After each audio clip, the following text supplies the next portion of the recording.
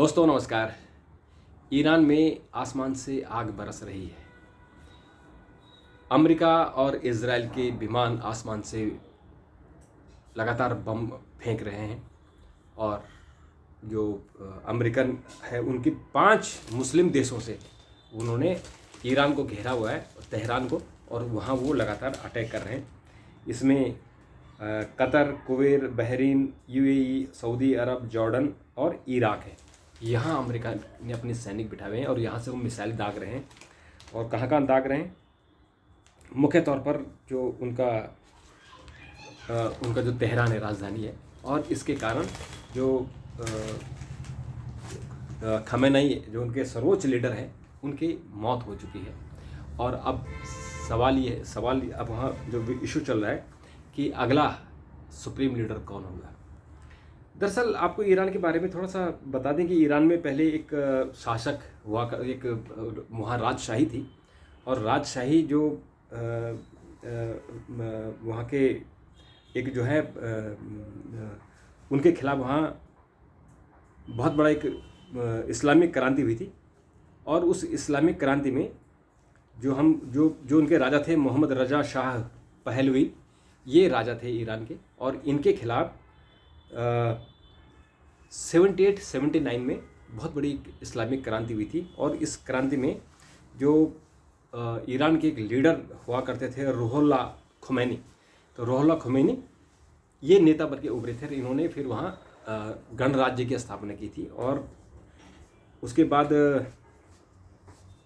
78 में देश भर में विरोध प्रदर्शन हुए। 79 में शाह ईरान छोड़कर अमेरिका चले गए। अभी ये यूएस में ही है और इनका बेटा अभी यूएस में ही है। जो अभी बात चल रही है कि ईरान का अगला नेता कौन होगा, तो अमेरिका चाहता है कि उनका बेटा, जो पहलवी के बेटे हैं, वो अभी यूएस में ही है, वो बन जाए।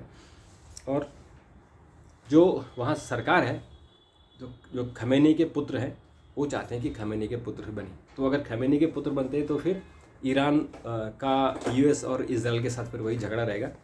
और फिर वो झगड़े के कारण फिर जो खमेनी केवल इसी कारण, क्योंकि वो अमेरिका के पसंदीदा नहीं है, इस कारण मारे गए कि उन पर आरोप है कि वो परमाणु कार्यक्रम चला रहे थे। हालांकि अभी इस पुख्ता प्रमाण नहीं है, प्रक्रिया में थे ऐसा है, लेकिन जो परमाणु संपन्न है वो अटैक कर रहे हैं कि तुम परमाणु बम क्यों बना रहे हो। ये भी बड़ा गजब की बात है। तो ये जो खमेनी, उसके बाद इतने पावरफुल लीडर, यानी रूहुल्लाह खमेनी, उसके बाद जो दूसरे सबसे पावरफुल जो लीडर हुए वो खमेनी ही हुए। और इनका ये पहले जो अली हुसैनी खमेनी, ये 89 तक ईरान के राष्ट्रपति भी रहे, और राष्ट्रपति के बनने के बाद ये सुप्रीम लीडर बन गए। तो सुप्रीम लीडर में जो पद होता है, ये 81 से 89 तक राष्ट्रपति रहे। और 80 से 88 तक ईरान और इराक का जो गल्फ वार, सबसे लंबा युद्ध चला, वो इन्हीं के नेतृत्व में चला। और इन्होंने कड़ा इस्लामिक शासन चलाया और पश्चिमी देशों पर, खासकर अमेरिका के प्रति उनका सख्त रुख रहा। इसके कारण उनकी इमेज बड़ी ख़राब हुई। और अब 89 के बाद वो सर्वोच्च लीडर। तो सर्वोच्च लीडर क्या होता है ईरान में, कि जो राष्ट्रपति होता है, राष्ट्रपति का चुनाव होता है, यानी जनता चुन के भेजती है। लेकिन सर्वोच्च लीडर क्या होता है, उस राष्ट्रपति से ऊपर होता है और उसके निर्णय सर्वमान्य होते हैं। अगर राष्ट्रपति या सरकार के बीच में कोई मतभेद होता है तो सर्वोच्च लीडर के बीच में, सर्वोच्च लीडर का जो वो बात होती है वो फाइनल होती है।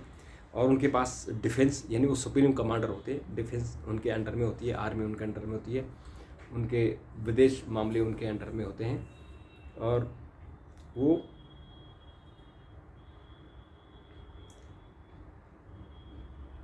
और वो जो है न्यायपालिका, सेना, सरकारी मीडिया, प्रमुख नीतिगत निर्णय, ये इन्हीं के ही पास होते हैं। तो ये इसी के कारण चूँकि सर्वोच्च लीडर थे, हालांकि वो ईरान में तो पॉपुलर थी, तो अब ये घटना घट गई है। तो इसके बाद अब ईरान किस हाल में होगा, क्या, जैसा भी अमेरिका जिस तरह से अब वेनेजुएला के राष्ट्रपति को उठा के ले आए थे और यहाँ उन्होंने इराक के सर्वोच्च लीडर को मार डाला है, तो पता नहीं ये देश कहाँ जाएगा। हालांकि मैं अभी देख रहा था कि बहुत सारे दुनिया के देशों ने इसकी बड़ी आलोचना भी की है और कहा है कि इस तरह से नहीं होना चाहिए और ये किसी संप्रभु देश की जो सवरेन कंट्री है उसमें हस्तक्षेप है। तो सभी लोगों ने इसकी आलोचना तो की है, लेकिन सवाल ये कि बिल्ली के गले में घंटी कौन बांधेगा, यानी अमेरिका को कंट्रोल कौन करे, ये बड़ी बात होगी। तो मित्रों, आपकी नज़र में आयतुल्ला खमेनी को हत्या किया जाना, उनको मारा जाना, क्या आप उचित मानते हैं या अनुचित मानते हैं? अमेरिका और इजराइल की कार्रवाई को आप क्या मानते हैं? क्या इस भय से कि वो इजराइल पर परमाणु हमला कर सकता है, केवल इसी बात को लेकर क्या किसी देश के सर्वोच्च लीडर को मारा जाना ये उचित है? और इराक के बारे में देखिए, इराक जब सद्दाम हुसैन को मारा गया था तो यही कहा गया था कि ये कुछ ये जो बायो वेपन्स बना रहे हैं, लेकिन जब वहाँ पूरी जांच हुई, सब इंटरनेशनल मीडिया वहाँ आया, इंटरनेशनल एक्सपर्ट आए, किसी ने भी नहीं कहा कि वहाँ को जो ये जैविक हथियार बना रहा है, लेकिन उसके बावजूद उनको फांसी दी गई। तो इस तरह की चीज़ें हैं जो दादागिरी, गुंडागर्दी और ताकत का मिसयूज़ हो रहा है। तो उस पर कंट्रोल तो होना चाहिए, लेकिन पूरी विश्व बिरादरी चुप है। रूस जब बोलता है, रूस जब हमले करता है तो भी समाज चुप रहता है, जब चीन हमला करता है तो भी समाज चुप रहता है। तो ये कब तक चलेगा, ये देखने वाली बात होगी। अभी के लिए इतना, नमस्कार।